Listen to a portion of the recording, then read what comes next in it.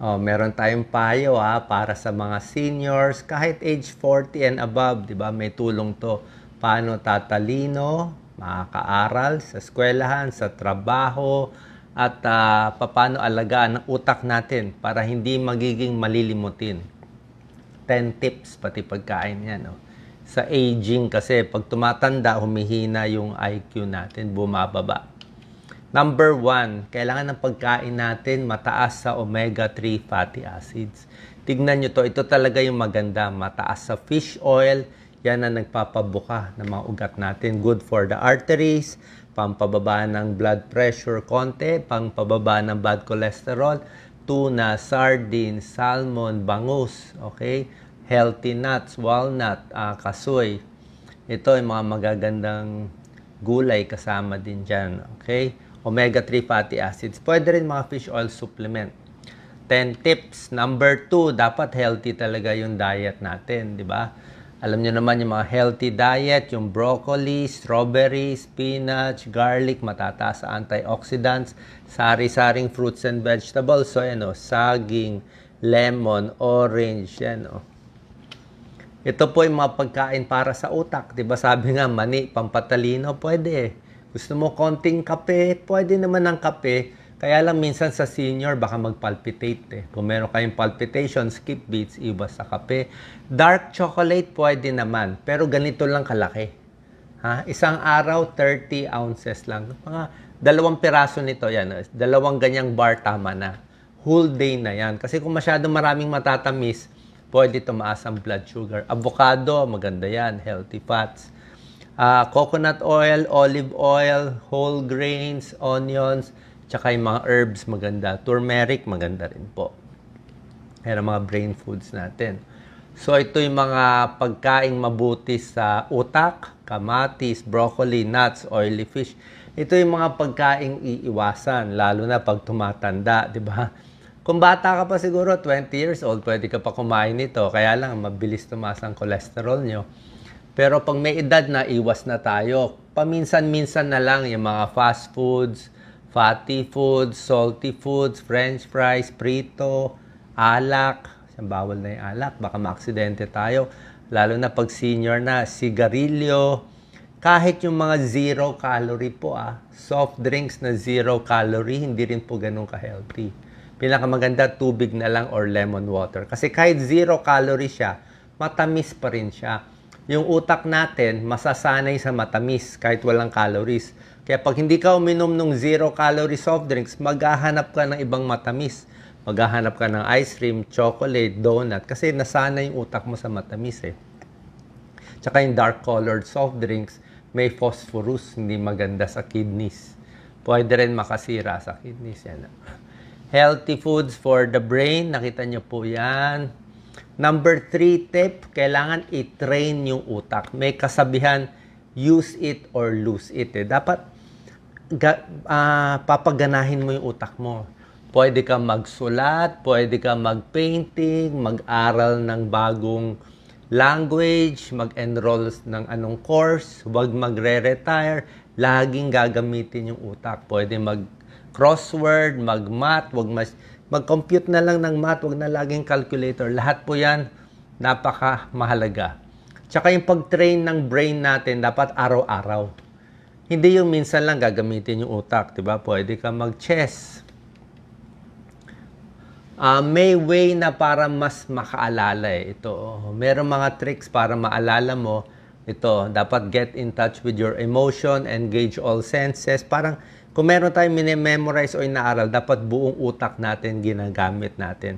Kasi nga minsan, lalo na sa may edad, baka meron ng mga small stroke.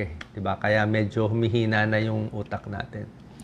Walking 30 minutes a day, very important. Lakad araw-araw. Kung kaya 5,000 steps, 7,000, pwede na 7,000 steps, mahirap ang 10,000 steps. Maglakad araw-araw. Napakaganda yan para sa utak natin. Brain circulation, heart circulation, maganda sa legs, sa varicose. Gaganda rin yung blood supply sa hippocampus. Good for memory and learning. Nakita nila yung mga senior na healthy ang diet, walang sigarilyo, walang alak, nag-exercise, mas sharp ang memory, mas hindi nagkaka-Alzheimer's, Parkinson, at panghihina sa utak, at hindi rin na-stroke. 8 glasses of water pag senior. Okay? Mga 8, okay na yan. Wag naman yung 16 glasses, baka sobra na eh. Pag senior kasi ayaw din natin yung sobra daming tubig, minsan baka hindi kaya ng puso yung biglang ganun kadami. Pero 8 glasses kaya yan sa normal, healthy senior. Green tea may tulong din. Maraming antioxidant ang green tea. May isang pag-aaral nakakatulong sa memory yung green tea. Tsa. Mental exercise, yung sinasabi ko sa inyo, di ba?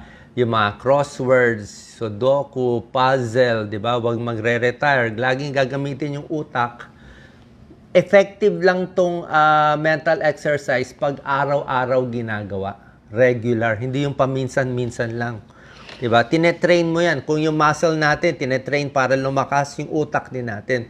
Kasi mas ginagamit mo yung utak, mas nagkakaroon ng maraming connections. Parang yung utak ni Albert Einstein. Nakita nila yung sa utak talagang maraming connections. Baga sa malaki yung surface area. Keep your mind active. Tulad na sinabi ko, ayan magbasa ng magazine, libro, may mga games, learn new things, take or teach a class, mag-volunteer work, maganda po yan. Diba? Alam mo, ito rin turo ng mga neurologists. Minsan pag nagtutoothbrush ka, subukan mo kaliwang kamay. O ganyan, o iba. Unang-una, mahirapan ka, hindi sanay. Pero makita mo, pag yung mahinang hand mo, ang ginagamit mo, nagkakaroon ng new connection sa brain. Mas natututo siya. Napipilitan siya matuto. Pag binago-bago mo ang routine mo. Number 7, kailangan kompleto ang tulog, lalo na senior. Pag senior hindi makatulog, higa na lang tayo.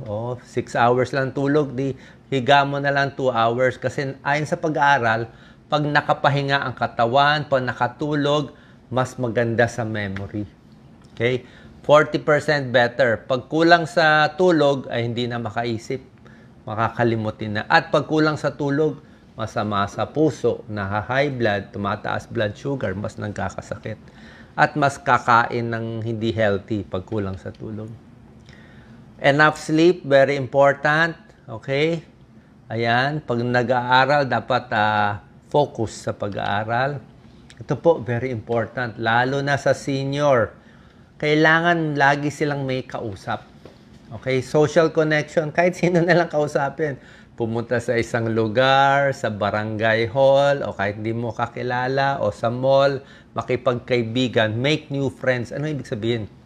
May pag-aaral sa Harvard School of Public Health, yung taong pinakamaraming kaibigan, mas matalas ang memory. Ang dami niya kaibigan ang dami niya iniisip, ang dami niyang ginagawa Sharp na sharp yung brain niya Malawak yung alam niya, hindi pa ulit-ulit, papasok sa trabaho, tapos na. Magsasawa yung utak Kaya nga, make new friends. Pumunta ka sa linya na hindi mo linya, doon ka matututo. Let's say, ako, doktor ako, nililinya ko lahat, pati psychology, business tips, lahat na inaral natin. Kasi gusto natin malawak Gusto natin matalino tayo para lumawak yung utak. Good for yourself, good for the brain. Hindi bumabagsak yung talino kasi nga sharp Hindi yung bobo na ito na lang paulit-ulit. Lalong hihina yung utak natin. You need new friends. Okay? Tip yan sa may edad. Kahit hindi sa may edad, okay din daw. Yan social connection sa seniors. Mag-volunteer, sumali sa social club, yung mga meetings, di ba? Mga advocacy, makisali tayo.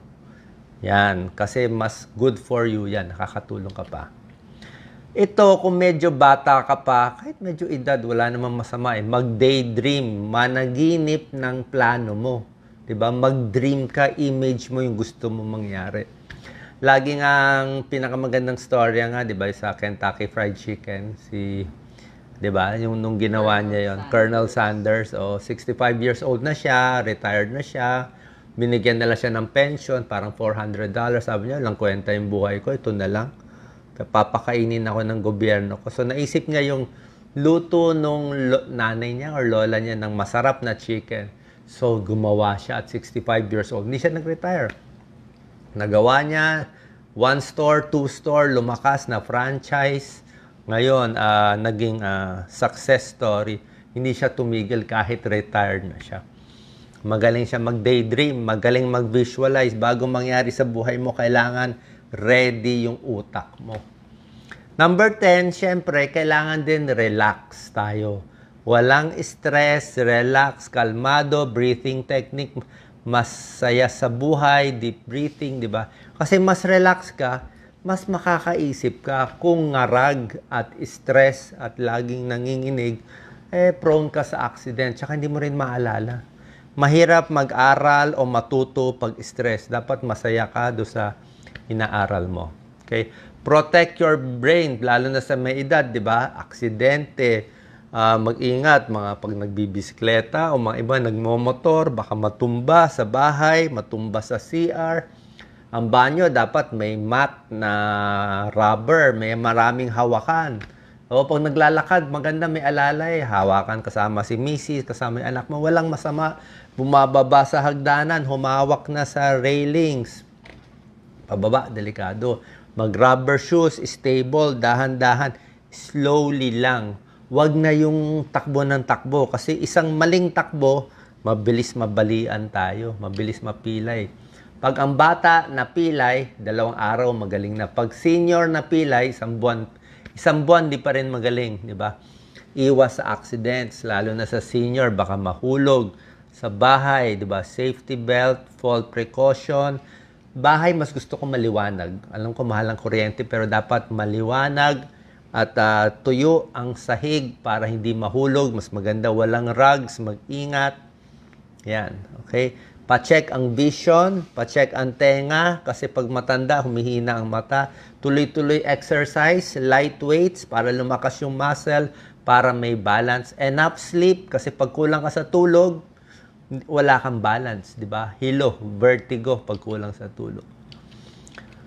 Last 2 slides, siyempre pag senior, lista mo na, di ba? Pwede sa cellphone, pwede sa papel, yan, no? Nakalista ka na. Tapos gamitin lagi yung utak, konting light exercise, at siyempre enjoy. Last slide, pag umaga, ito yung lakas ng utak natin. Pag umaga, mas alert tayo. Okay? Maintain nyo yung mga gamot ninyo pala, ha? Lalo na sa senior. Kung meron kayong pampalabnaw ng dugo, aspirin, clopidogrel, kung anong binibigay ng doktor nyo, tuloy nyo lang. Kung anong vitamins nyo, tuloy nyo lang. Magpa-check sa doktor. Dapat controlled yung high blood, cholesterol, diabetes. Huwag magre-retire. O pwede ka mag-retire pero may trabaho ka pa rin gagawin. Okay, maraming kaibigan. Sa umaga, dyan matalas yung utak natin. Pag tanghali, 12 noon hanggang alas 2, antukin tayo eh. Pwede siguro mag-siesta konti, pero antukin tayo dito, kaya mahirap mag-isip dyan. Sa hapon, aandar ulit yung utak natin. Sa gabi, sharp din yan. So, alam din natin yung routine natin. So, yan po. Alagaan ang utak natin, lalo na sa senior. Sana po nakatulong tong video. Share po natin.